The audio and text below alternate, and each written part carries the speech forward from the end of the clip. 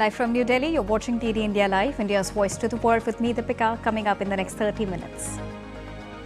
External Affairs Minister Dr. S. Jaishankar meets Sri Lankan President Dissanayake in Colombo, conveys Prime Minister Modi's message of solidarity in aftermath of Cyclone Titwa.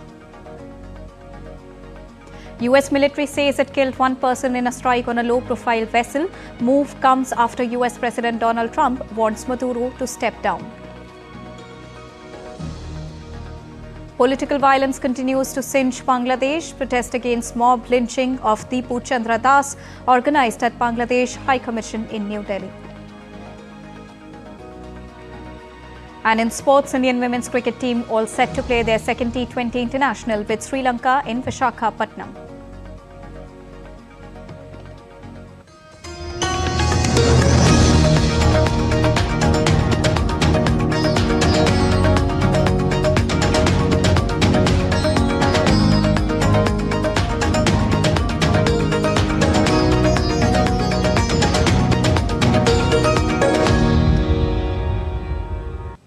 Good evening to all the viewers joining us at this evening broadcast. To begin with the latest.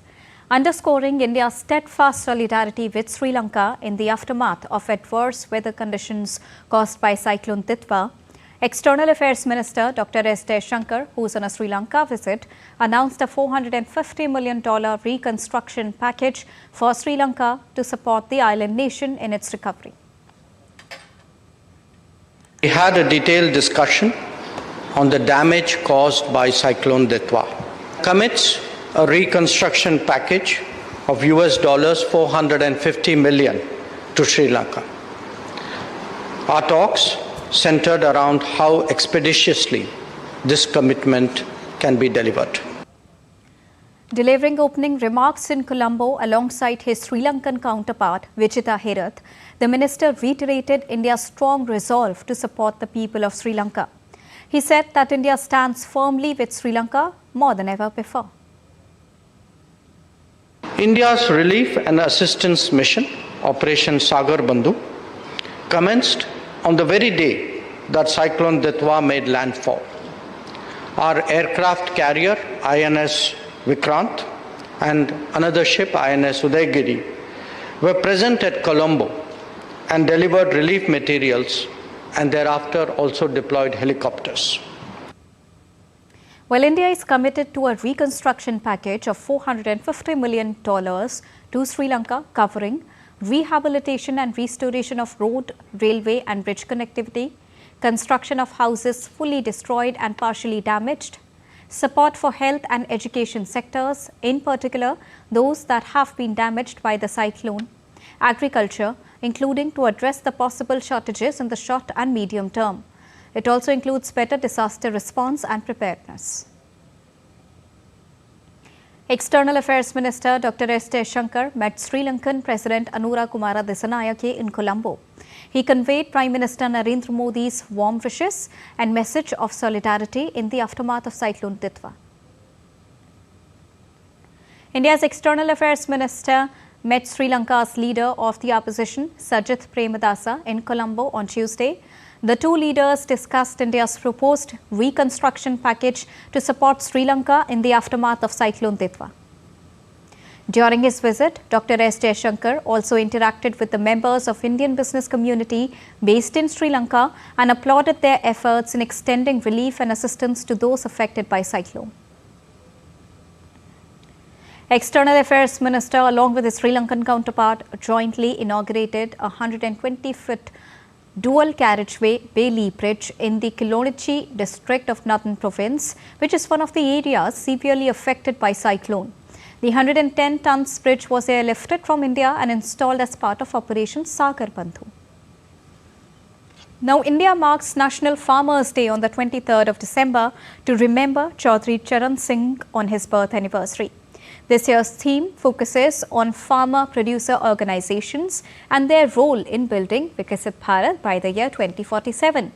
Now, with record food grain production, a five-fold surge in agriculture budget and schemes like PM Kisan Samman Nidhi benefiting over 9 crore farmers. DD India's Rahul has got more. Take a look. National Farmers' Day, also known as Kisan Divas, is celebrated annually on December 23 in India to recognize the vital contributions of farmers to the nation's economy and food security.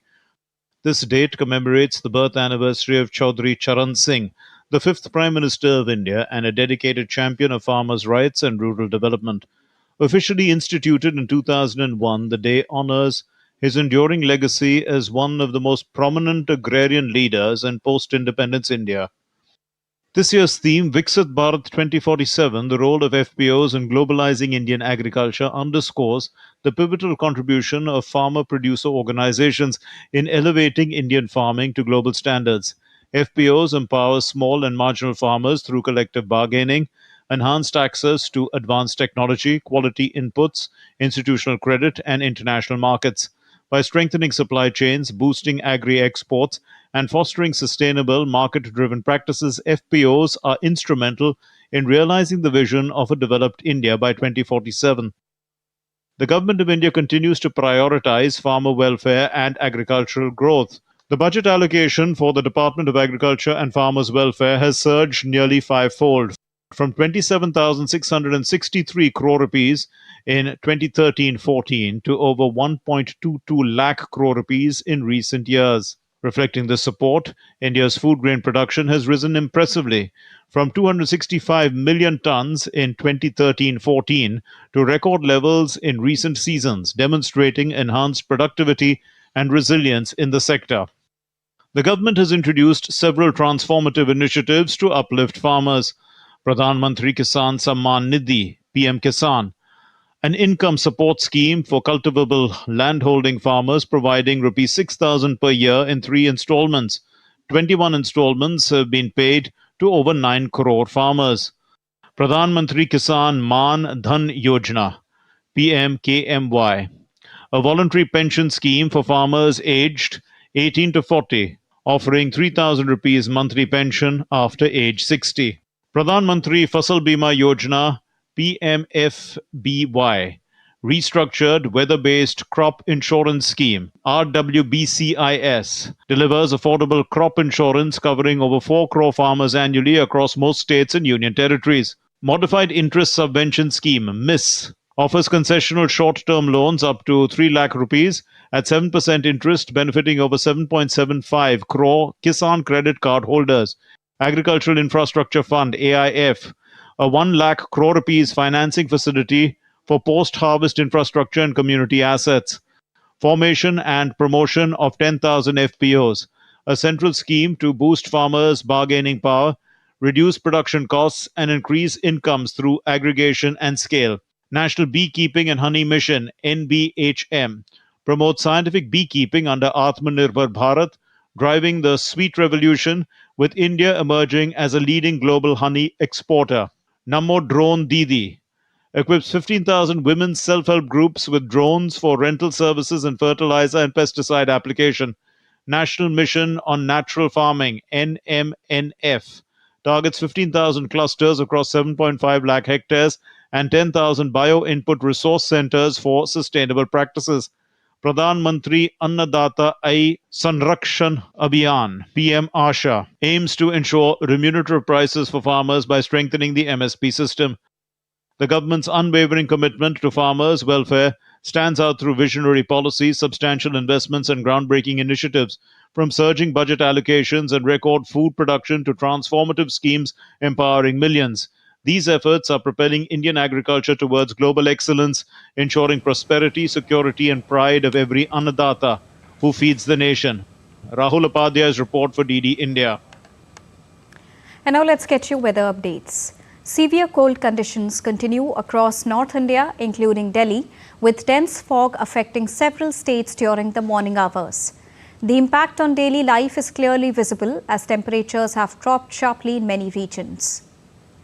As per the Weather Department, UP, Bihar, Punjab, Haryana, Chandigarh, Rajasthan, Northern Chhattisgarh, Jharkhand, Odisha, Northern Madhya Pradesh and parts of Northeast India are likely to witness intense cold conditions until December the 28th. Dense fog is expected to prevail during the morning hours across these regions. Temperatures have dropped below freezing temperatures in Jammu and Kashmir and Ladakh. Snowfall is also continuing in Uttarakhand and Himachal Pradesh. Fresh snowfall has transformed Kashmir's Gulmarg into a winter wonderland, triggering a surge in tourist activity at the famed ski resort.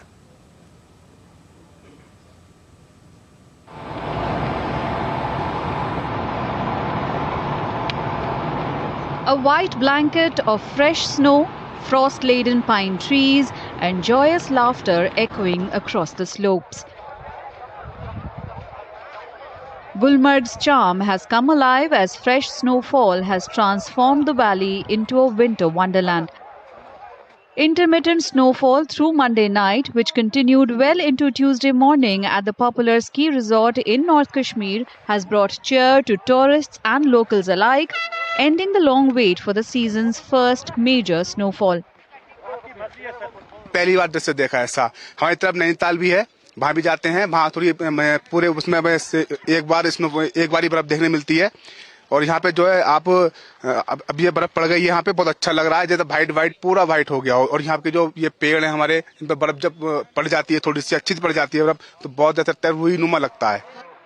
The winter scenery has captivated tourists, many of whom had previously witnessed snowfall only on their mobile phones or television screens. The iconic saying about Kashmir being heaven on earth has come true for many. मैं first time यहाँ कश्मीर आई हूँ, तो मतलब बोलते ना सब लोग कि हाँ सच्ची में यहाँ पे एक जन्नत है, मतलब हाँ दिस इज हेवन। बहुत अच्छा लगा यहाँ पे। पहले तो हम लोग आए थे, हमने देखा था यहाँ पे रील्स में देखते थे कि हाँ बर्फ में बहुत अच्छा लगता है, मतलब सब लोग स्नोमैन बनाते हैं, स्नो फॉलिंग बहुत अच्छा लगता है। जो यहाँ पे आके देखा तो ऐसा लग रहा है कि मतलब इसको हम क्या करें, बर्फ को हम एकदम से फोटोज कितने भी कैप्चर कर लिए, बट ऐसा लग रहा है हम यहीं पे ही बस जाएं, आके देखें, यहीं पे हम यहीं पे रहें। सब बताते हैं कि है ना बहुत अच्छा लगता है गुलमार्ग में आके, इसलिए हमारी विश पूरी हो रही है। बर्फ देखना चाहते थे, बहुत अच्छा लग रहा है बर्फ में आके, बहुत अच्छा फील हो रहा है, मन नहीं कर रहा जाने का वापस। Snowfall was also reported in other higher reaches of the Kashmir Valley, including Shopian and Gurez in Bandipora, while the plains received intermittent rain. Chances of further snowfall are slim, with the weather department forecasting generally cloudy skies and isolated rain across the valley. But overall conditions are expected to remain largely dry over the next few days. Meanwhile, the National Weather Service said on Tuesday this year may have been Britain's hottest on record, with an average temperature above 10 degrees Celsius. The Met Office said the previous high was 10.03 centigrade in 2022, while the average temperature in the final week of this year has been around 10.05. If the data is confirmed, it will mean that 4 of the past 5 years will be among the hottest ever recorded in the country since records began in 1884. The hottest 10 years have all occurred during the past 2 decades. A strong cold front has brought heavy snow and freezing temperatures across northern China, disrupting transportation and prompting emergency responses. Now, since Monday, a powerful cold wave has swept across many parts of China, bringing much snow and plunging temperatures. In some areas, conditions have reached extreme levels, with temperatures expected to drop as low as minus 26 degrees Celsius, and parts of northern Shaanxi province in the northwest bracing for lows around minus 22 degrees Celsius. River swelling in southern France as extreme flood warning has been issued. Videos shared on social media showed an overflowing river in southern France after heavy rainfall. France's meteorological agency has issued a red alert for Hérault department due to exceptional flooding of the lower river. Time to take a short break, but still to come on the other side. Trump says United States needs Greenland for national security. Prime Minister Narendra Modi hosts Indian sports poster boy javelin thrower Neeraj Chopra with his wife. And Dubai transforms some of its iconic landmarks with festive decorations.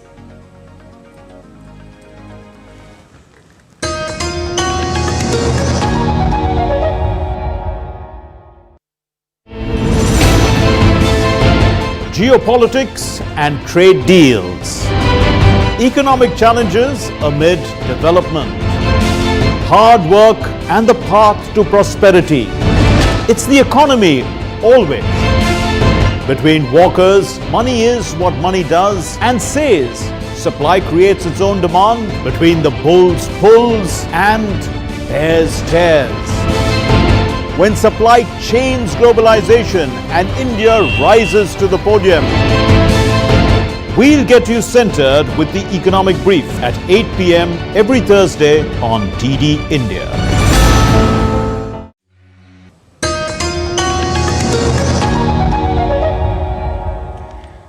Welcome back after that short break. You're watching DD India Live. Well, US President Donald Trump on Monday announced plans to build a new Trump class of battleships that he said would be larger, faster, and 100 times more powerful than the biggest of any previous American-built warships.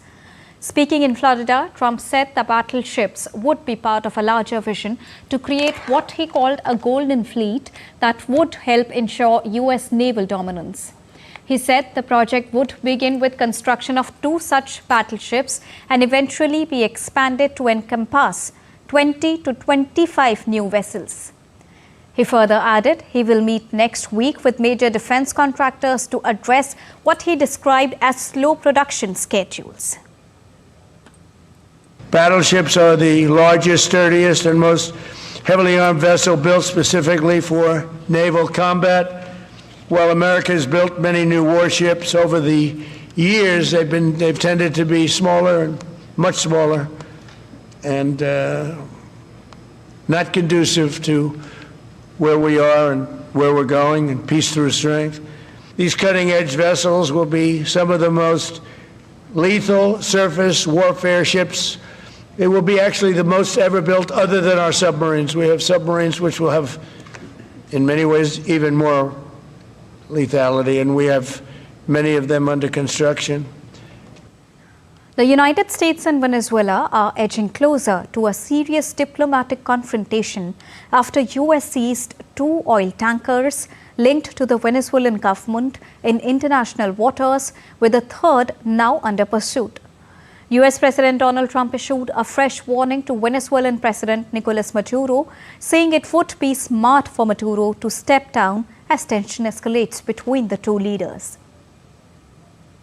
The US military said it struck a vessel suspected of carrying drugs in international waters in the eastern Pacific Ocean on Monday, killing 1 person, part of a months-long campaign of boat strikes near Latin America.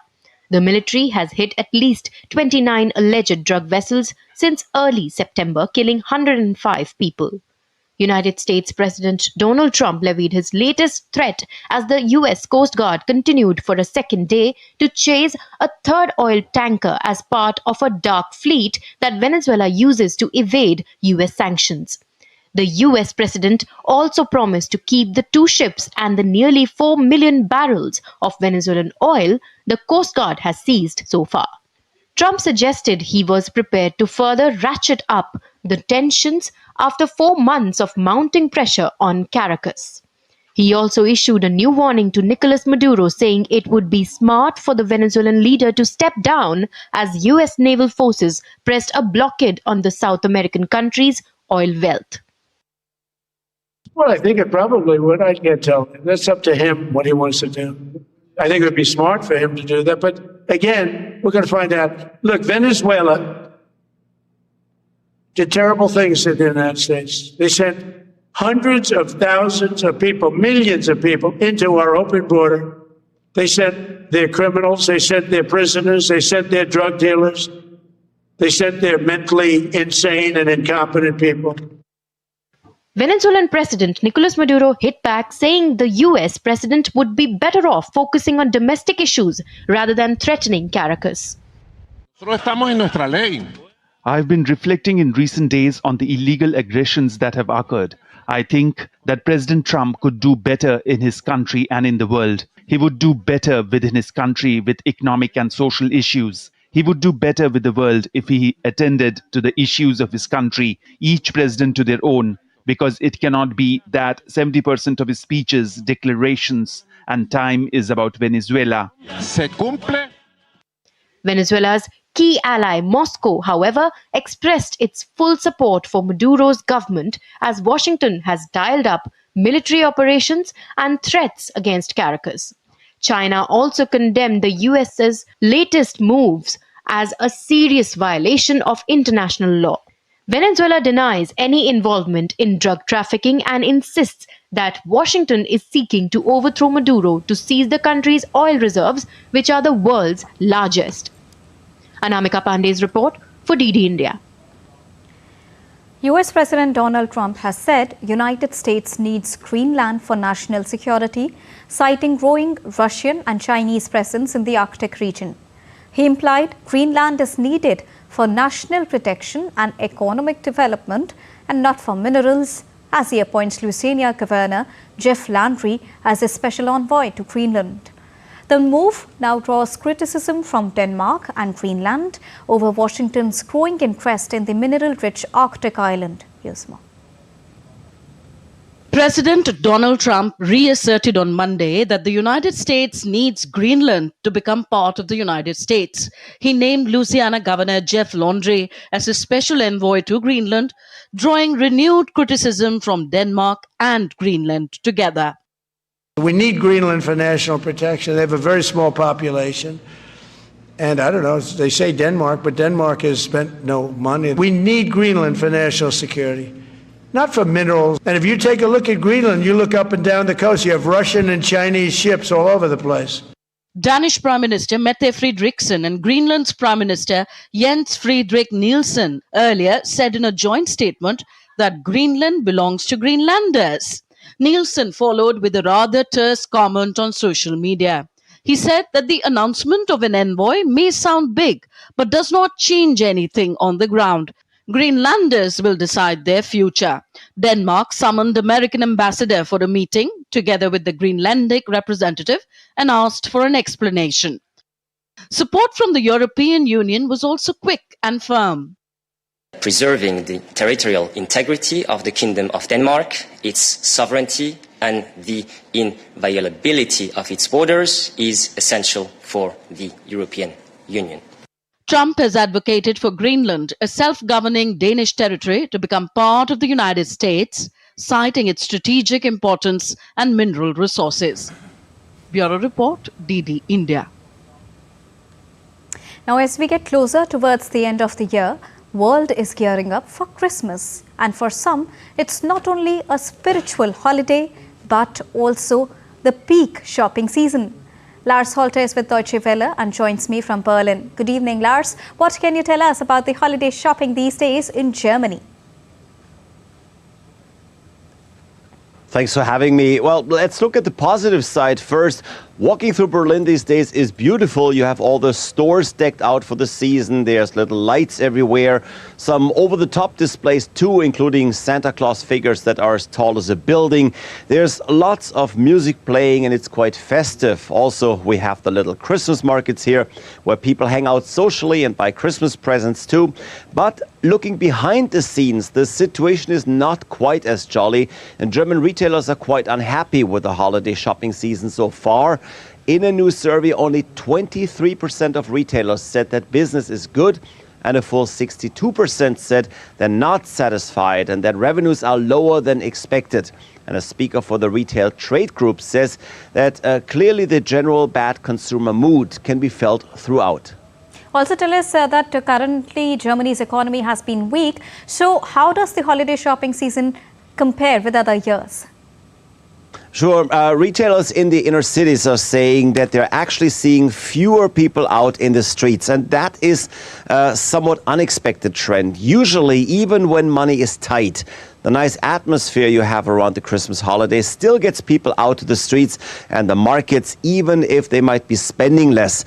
But over 70% of store owners and managers are actually saying that this year they're seeing fewer customers in general. And yes, they're also spending less. Business seems to be a bit better with fashion, books and toys. So those are, of course, the #1 choice for Christmas presents generally. So even in somewhat dire times, they are still seeing some demand. Now, interestingly enough, despite weak results in their survey, the retail trade group is still holding on to a somewhat optimistic estimate for sales in November and December, expecting a slight uptick of 1.5% over last year to 126 billion euros. So let's see if that Christmas wish does come through. Indeed. Thank you so much, Lars, for joining us and getting us a rounded perspective on this. Moving on. Prime Minister Narendra Modi hosted Indian sports poster boy, javelin thrower Neeraj Chopra and his wife Himani Moore at his residence in New Delhi on Tuesday. Prime Minister Modi took to social media platform X and shared pictures of his meeting with two-time Olympic medalist, saying they shared great interaction on various issues, including sports. Earlier this year, the 27-year-old reached the 90-meter barrier, considered the gold standard in javelin throw at Doha Diamond League, but failed to win a medal at World Athletics Championship in Tokyo. He now hopes to return strong in 2026. Well, Dubai has transformed some of its iconic landmarks with festive decorations and events to mark the Christmas season. Twinkling lights line the walkways of Dubai's global village, adding charm to the venue's pavilions, which feature food and traditional items from across the world.